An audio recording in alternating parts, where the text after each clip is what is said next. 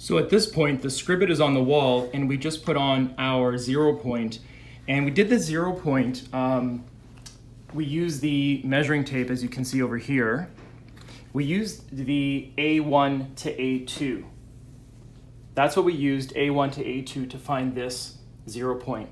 Now it should be worth pointing out that the 0 point using the A1, A2 is for areas up to and including 2.75 meters across by 2.75 meters. So if your distance between the two pegs is 2.75 meters or below, you need to use the A1 to A2 on the measuring tape.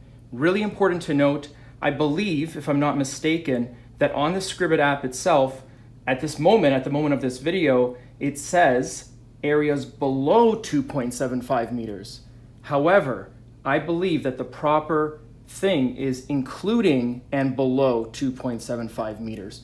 So use the A1 to A2 when finding your 0 point for areas including and below 2.75 meters.